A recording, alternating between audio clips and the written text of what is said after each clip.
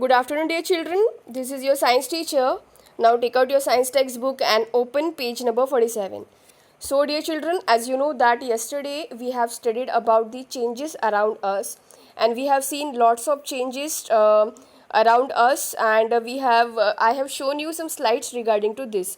So, dear children, today also I am going to show you some slides regarding to our lesson number 6, that is changes around us. So, let's begin. So, dear children, yesterday we have seen that what is mean by change.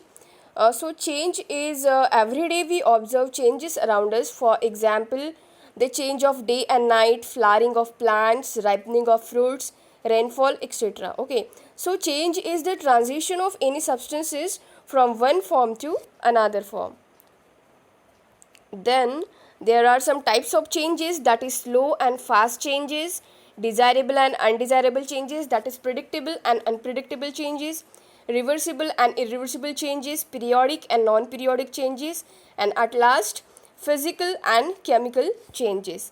And we have also seen the slow changes, and we have seen one example, that is rusting of iron, then growth of child into an adult, and the growth of seed from the plant. Okay. Then we have seen some fast changes, that is burning of paper, busting of balloon, burning of matchsticks. Then we have also seen the desirable changes, that is the predictable changes, that is turning curd from the milk, and the turning paneer from the milk. All are the desirable changes. Okay. Then we have seen the undesirable changes. That is the earthquakes, excessive heat due to the rise in temperature in summers, and breaking of glass.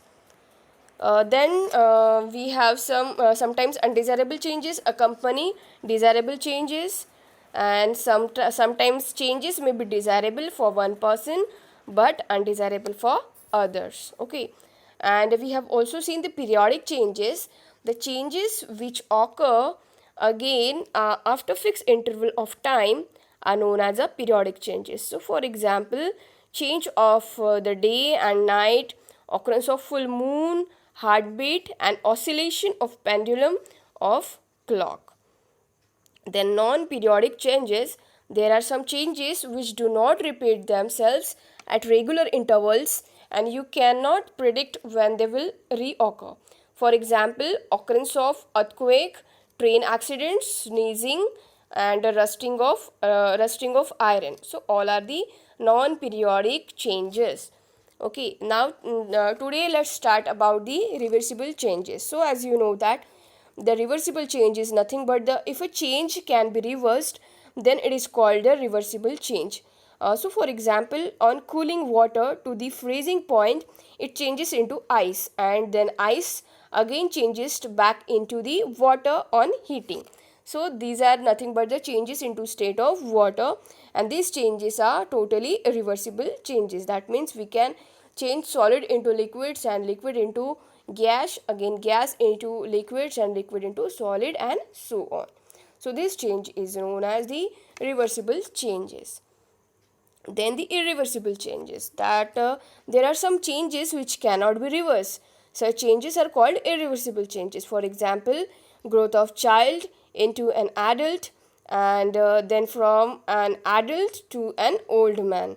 Okay, so these are the irreversible kind of changes. Okay.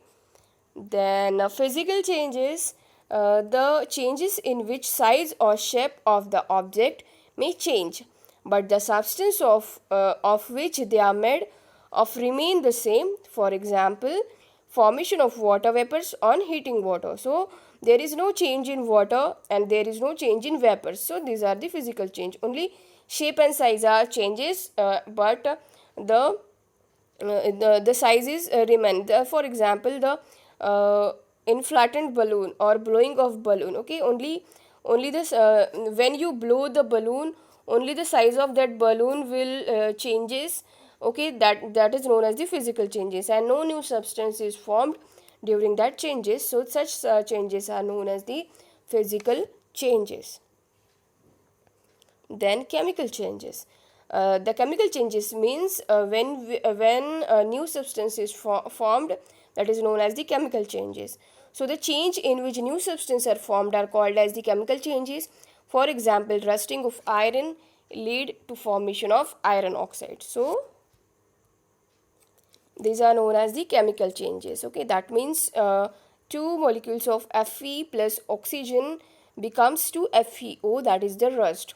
So we cannot get back iron or oxygen from iron oxide, so it is called as the chemical changes. When we cannot get back the previous or the first one form, then it is called as the chemical changes. Then what we conclude from that slides, so we should try to minimize changes which which adversely affect the human beings or their environment. What should we do? We should try to minimize changes which adversely affect the human beings or their environment. For example, cutting of trees, pollution. As you know that there are lots of pollution is going on from our industrial level, and as you know that the depletion of ozone layer and the worldwide heat, that is the global warming, is the main cause of the pollution gases. That means, as I told you yesterday, that greenhouse gases emission from the industries causes the large amount of greenhouse gases. So what is mean by greenhouse gases? So greenhouse gases are nothing but the greenhouse gases has ability to trap the heat. Okay, so that's why they trap the heat directly from the sun, and they cause they just due to that the temperature increases. Okay, so that is the main cause of greenhouse gases, and that's why, and due to that pollution, the ozone layer deplete day by day. Okay, so that all are the changes we should stop for the sake of our environment. Okay. So dear children, this is it for today's video. I hope you understand this video. In today's video we have seen some changes like chemical changes and some physical changes, then irreversible changes and reversible changes. In next video I will show you some examples regarding to these changes. Okay, so till then it's goodbye from my side. Thank you and have a nice day.